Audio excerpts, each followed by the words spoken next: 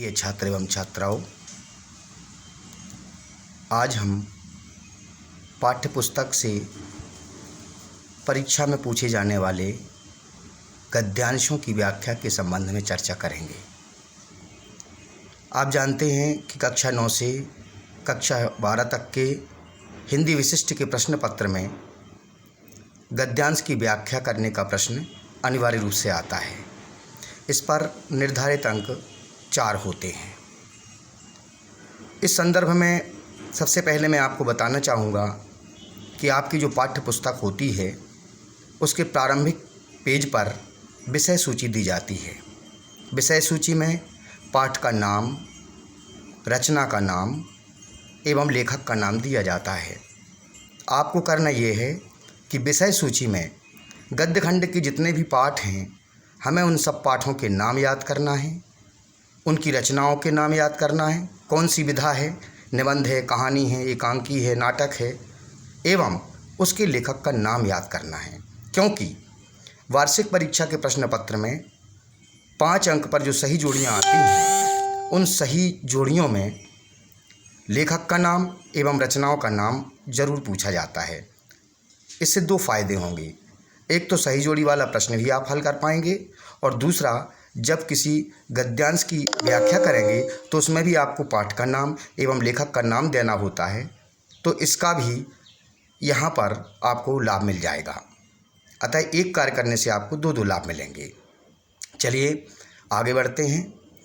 गद्यांश की व्याख्या करने की सरल विधि क्या है? हम गद्यांश की व्याख्या कैसे करें?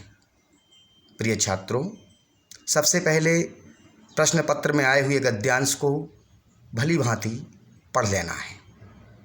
गद्यांश को 1 या 2 बार पढ़ने से यह स्पष्ट हो जाता है कि गद्यांश कौन से पाठ से लिया गया है।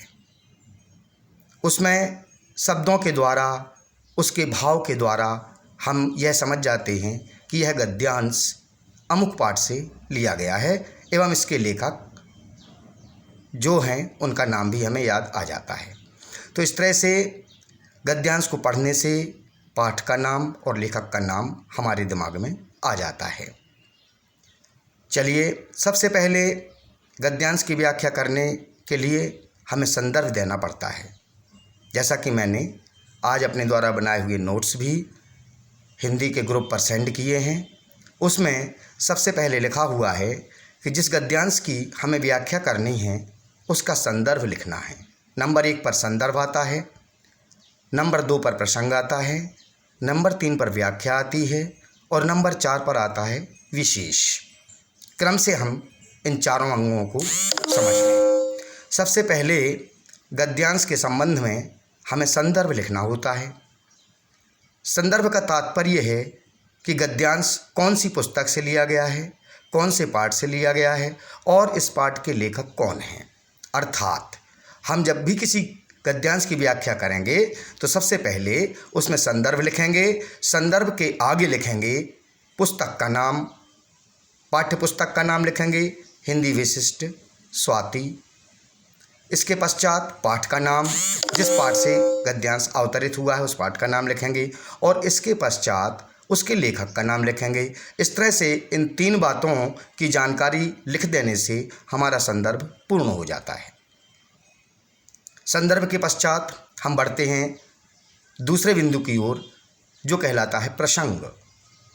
प्रसंग का तात्पर्य है कि जो गद्यांश हमें प्रश्न पत्र में दिया गया है उस गद्यांश में किस बात के बारे में बताया गया है, उसका केंद्रीय भाव क्या है, उसका मूल भाव क्या है, उस गद्यांश के द्वारा हमसे क्या कहने का उद्देश्य बनाया गया है, लेखक ने क्या कहना चाहा है, उसमें हम जानकारी जो लेखक के द्वारा दी जाती है उसे संक्षेप में प्रसंग के रूप में प्रस्तुत करते हैं।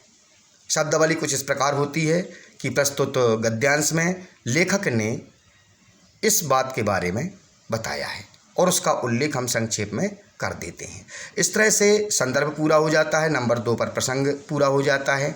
और अब बारी आती है तीसरे बिंदु की, जो सबसे महत्वपूर्ण हिस्सा होता है गद्यांश का, जिसको व्याख्या कहा जाता है। व्याख्या शब्द से ही स्पष्ट है कि गद्यांश में जो भी कठिन शब्द आए हैं, जो भी केंद्रीय भाव कहने की चेष्टा कही गई है, उसको हम सरल शब्दों में विश्लेषण करते हुए लिखते हैं। गद्यांश में जितने भी कठिन शब्द आते हैं उन्हें हम ज्यों का त्यों नहीं लिखते, वरन उनका हिंदी में क्या आशय है, हिंदी से हिंदी में उनका क्या आशय है, उसको लिखने की चेष्टा करते हैं। इसके लिए आवश्यक है कि हमें शब्दार्थ याद होना चाहिए। हमें कभी भी मूल गद्यांश के शब्दों का प्रयोग नहीं करना चाहिए। गद्यांश की व्याख्या करने का तात्पर्य ही यह है कि गद्यांश में जो विषय वस्तु दी गई है उसको हम सरल से सरल शब्दों में एवं अपनी भाषा के शब्दों में लिखें। तो इस तरह से ये सबसे महत्वपूर्ण हिस्सा होता है व्याख्या। इसलिए हमें व्याख्या करने में सावधानी रखना चाहिए और अपनी बात को सरल एवं स्पष्ट तरीके से लिखनी चाहिए। इसके बाद चौथे नंबर का जो बिंदु आता है उसके लिए कहा जाता है विशेष। विशेष का मतलब होता है गद्यांश में हमें जो जो विशेषताएं दिखाई देती हैं भाषा के संबंध में, शैली के संबंध में अथवा व्याकरण के संबंध में, जो भी गद्यांश के अंदर परिलक्षित होती हैं उसे हम विशेष में लिखते हैं। अर्थात लेखक की भाषा किस प्रकार की है, सरल भाषा है, सहज भाषा है अथवा तत्सम शब्दावली का प्रयोग हुआ है, संस्कृतनिष्ठ शब्दों का प्रयोग हुआ है, ये लिखा जाता है। शैली का तात्पर्य है लेखक ने किस प्रकार की शैली का प्रयोग किया है, सूत्रात्मक शैली का प्रयोग किया है, विश्लेषणात्मक शैली का प्रयोग किया है, गवेषणात्मक शैली का प्रयोग किया है इत्यादि, ये शैली के अंतर्गत आता है। और इसके बाद व्याकरण सम्मत यदि कोई हमें उसमें नवीनता दिखाई देती है तो उसका भी समावेश किया जाता है। इस तरह से ये 2-3 बातें विशेष के अंतर्गत लिखी जाती हैं। प्रिय विद्यार्थियों, आपने किसी भी गद्यांश की व्याख्या करने के लिए 4 बिंदु देखे हैं। पहला संदर्भ 1 अंक पर होता है, दूसरा प्रसंग यह भी 1 अंक पर होता है, तीसरा व्याख्या 2 अंकों पर होती है एवं अंत में विशेष 1 अंक पर होता है। इस तरह से कुल मिलाकर के गद्यांश में 4 अंक निर्धारित किए जाते हैं।